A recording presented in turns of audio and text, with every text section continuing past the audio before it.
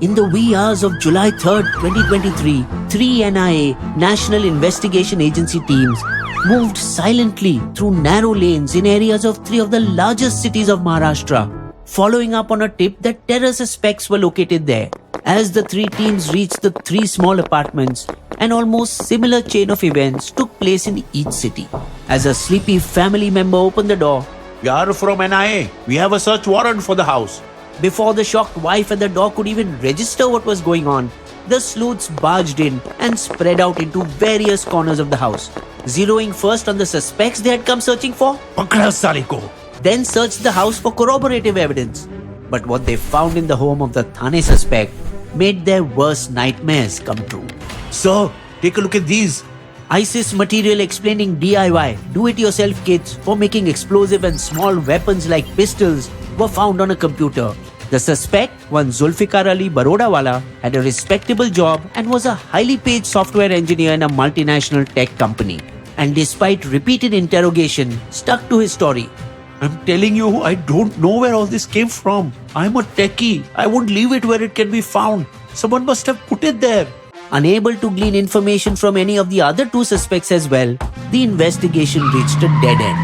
That was until 2 weeks later, in another completely unrelated incident in Pune. Two constables on routine patrol duty spotted three shadowy figures trying to steal motorcycles. On seeing the patrol car coming their way, the thieves bolted. After a movie-style foot chase through narrow alleys, the relentless police constables finally apprehended them. Back at the station, they casually began jotting down their names in the file register, thinking them to be just common thieves. "Bol, tuza naw kai?" But when one of the thieves hesitated, Shafi Uzma. they got suspicious. Aadhar card dakhav." But there was an inconsistency when they tried to verify their Aadhaar. The names on the portal didn't match with the ones on the card. This seemed like too much sophistication for mere bike thieves. "This is strange. We need to search their homes." So the constables took the suspects to their dingy rooms to try and unearth this mystery. While the main door had just a simple lock, an inside door was far more hefty and adorned with a large iron lock. As one of the thieves, Yunus, was instructed to open the door and everybody's attention was diverted towards what was inside, the three tried to make a run for it, and one, Mohammad Shanawaz Alam, even managed to escape. The reason they tried to run was obvious, because inside was enough deadly material to blow up all of Pune city. A high-tech drone, katta pistols, IEDs, chemical powder, fake Aadhaar cards, SIM cards and phones, and keys of several stolen two-wheelers. It was only when the Maharashtra Anti-Terrorism Squad and the NIA were called in was it discovered that inadvertently the Pune constables had stumbled upon a sleeper cell of Al-Sufa, an Indian terror outfit inspired by ISIS. And that two of the three Pune bike thieves in custody were on NIA's most wanted list with a 3 lakh bounty on their heads. And that they were the remnants of a module that ran a poultry farm as cover in Julwania village in Madhya Pradesh to recruit and indoctrinate youth with radical ideology, which the police had already busted last March in dramatic fashion after a Bolero Jeep with a Madhya Pradesh number plate tried to evade a police checkpoint in Rajasthan's Chittorgarh district. A movie-style chase ensued, but eventually the car with the 3 occupants was intercepted. Inside its trunk, police found a whopping 12 kilos of explosives, clock timers and batteries that they were on their way to bury at a secluded spot in Jaipur and relay the location to their handlers via WhatsApp in preparation for a serial blast attack.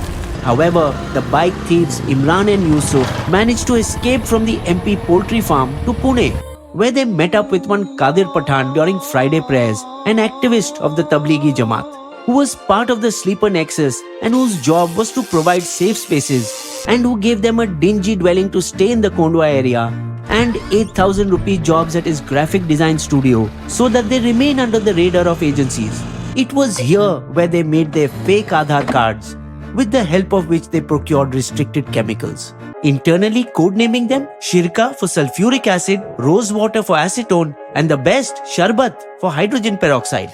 which were used to make IEDs, improvised explosive devices at their hideouts, from a document codenamed The Recipe, the IED design paper that the police later recovered from the inside of a ceiling fan of their rented flat.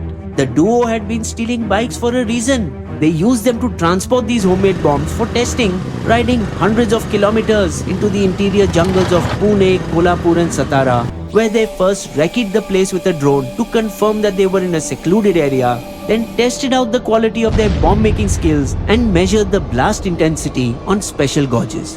When ATS's bomb disposal squad surveyed Bopat Ghat Valley in Pune's Kondwa, they found traces of ammonium nitrate and other explosives. Thus, 3 separate, unrelated incidents in different states helped Maharashtra ATS to join the dots in August this year. Photos of possible targets found from seized laptops included one of Chabad House in Mumbai's Kolaba, a target in the 2008 Mumbai terror attacks, indicating they could have been planning a bigger conspiracy than the 26/11 Mumbai attacks. But they had still not identified the person who provided the IED recipe, taught them bomb making, and financed the operation. The ATS only discovered the mastermind of this whole operation after they studied everyone's call records and found one common number that connected them all. It was of none other than the techie Zulfikar Ali Barodawala, who the NIA had apprehended from Thane, Maharashtra in the early morning raid. It is believed that Barodawala transferred funds via a middleman based in Maharashtra's Ratnagiri district to Kadir in Pune, who then passed it on to other foot soldiers, which included the third bike thief now identified as Mohammad Shahnawaz Alam and 3 other wanted terrorists. So NIA released photos of them, offering a 3 lakh reward for information leading to their arrests. Raids were conducted at 200 plus locations in North India and resulted in several arrests and assimilation of a huge trove of information on sleeper terrorist cells in North India. But it took another 2 months before a special cell of Delhi police caught Alam after a brief scuffle in early October from his Delhi hideout. Anti-terror sleuths were shocked by his level of refinement and knowledge in making clean IEDs using ordinary chemicals, and it is assumed he traveled to all sub-sleeper cells to teach them the art of bomb making, which is why they needed to be first tested in jungles. Alam's handler is suspected to be one Faratullah Gori and his son-in-law, absconding after the 2002 Akshardham temple and Hyderabad Task Force office blasts. He is assumed to be living in Pakistan under ISI protection, from where he gives hate speeches and recruits young people online. By using Indian citizens, Pakistan's ISI may be trying to create a facade of an Indian ISIS so as to evade international scrutiny and escape FATF sanctions. One fact that was highly disturbing in all this was that many were well educated. Shahnawaz Alam was BTech in Mechanical Engineering, his aide Arshad Warsi an MBA, pursuing a PhD from Jamia, and Rizwan Ashraf was a Technology BTech graduate. Equally shocking was the arrest of a renowned Pune doctor for allegedly being involved in the module. Since the first ISIS module was busted in MP's Ratlam in 2015, it is becoming a pan-India problem, with cells busted in Karnataka, Kerala, UP, Bihar and Jharkhand in the past 1 year. The status in the present case is that, being a multi-state operation, the NIA has taken over from Maharashtra's ATS and is continuing its investigation. Bisbo's limerick. A sleeper cell was nudged awake when the 3 bike thieves turned out to be fake. Elsewhere a farm tried to do us harm. When the dots were joined, the case did break. You will also find these sources listed in our video description section.